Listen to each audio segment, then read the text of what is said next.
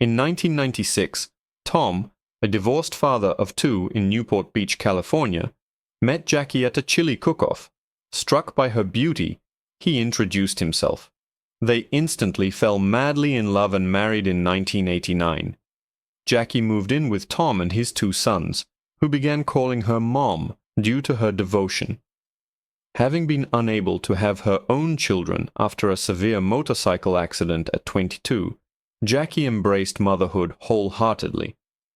After raising their sons, who moved out by 2002, Tom and Jackie became empty nesters.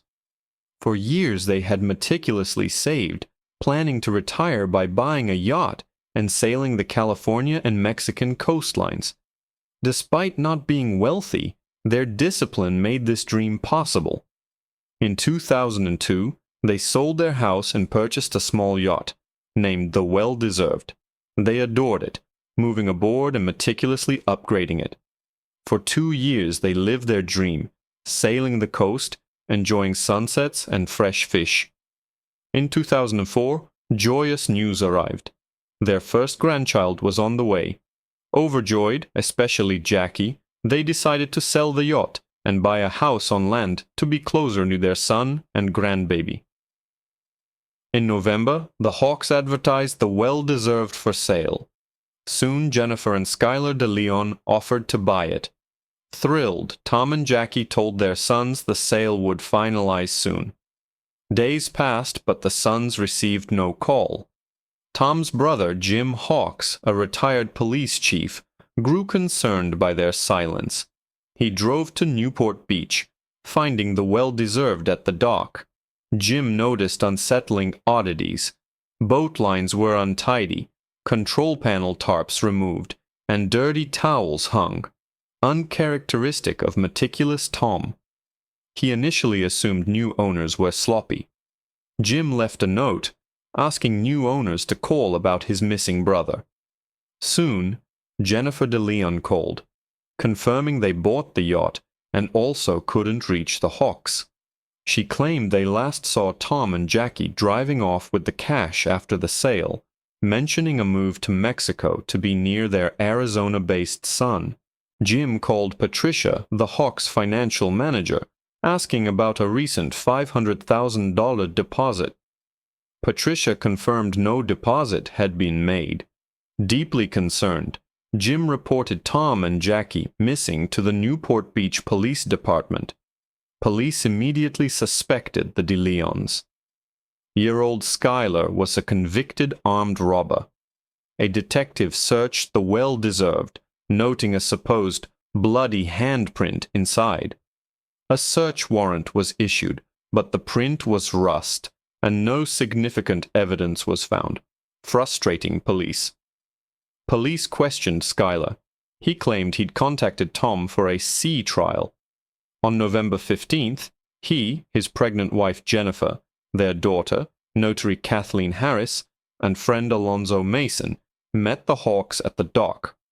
Skylar stated they gave Tom a suitcase of cash, signed sale documents, and watched Tom and Jackie drive off in their SUV. Skylar initially claimed he afforded the yacht with money saved from being a child extra on Power Rangers.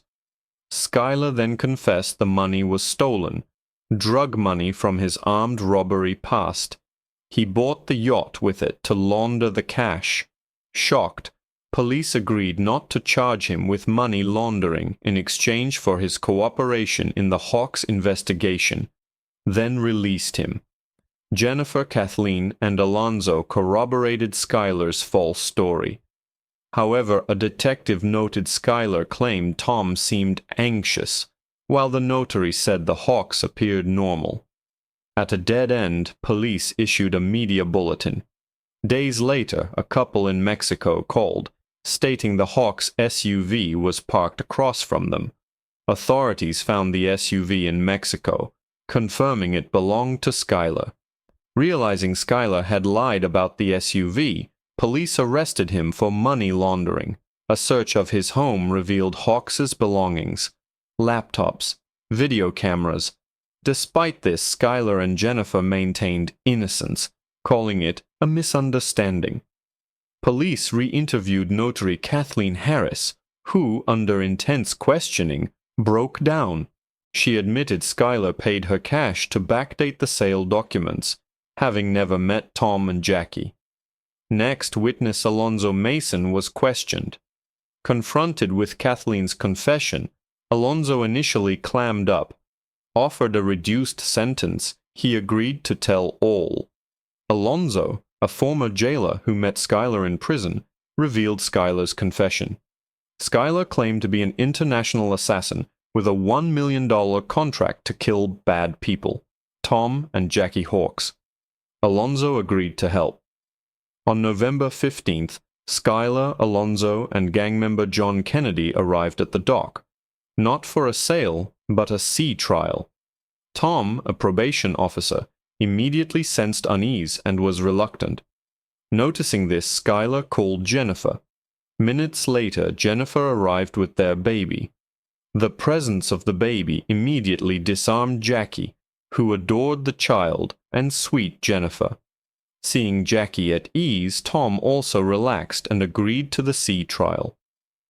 As they boarded the well-deserved, Jennifer excused herself with the baby.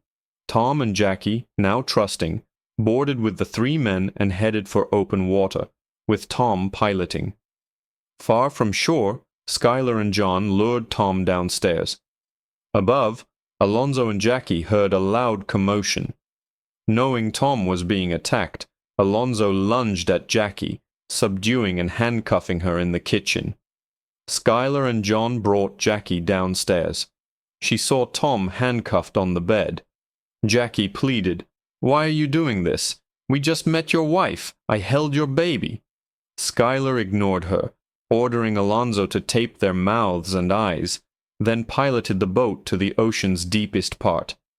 Below, Tom comforted Jackie, stroking her hand and saying, "We'll be together." When Skylar stopped the boat in the ocean's deepest part, he called for Tom and Jackie to be brought to the deck.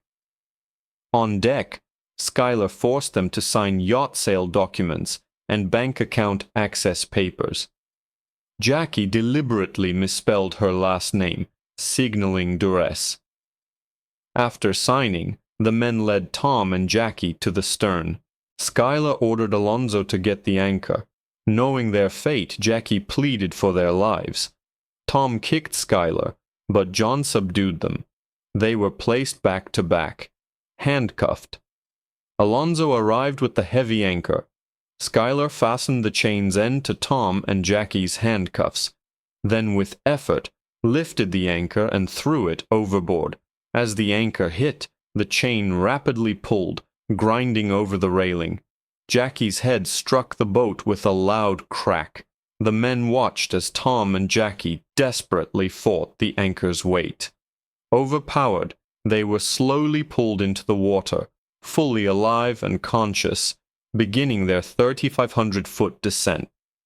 Alonzo told police that as Tom and Jackie vanished, Skylar let out a "woohoo," grinning and laughing like a giddy child, then piloted the boat back to the dock. Jennifer, though not on the boat, was equally involved. The murder was her idea for money. Her calculated use of the baby at the dock disarmed the Hawks, trapping them onto the boat. Skylar frequently called her during the crime for advice. A chilling discovery was the Hawks' video camera in the DeLeons' house. It contained footage of Jackie happily filming on the yacht, expressing hope for its new owners.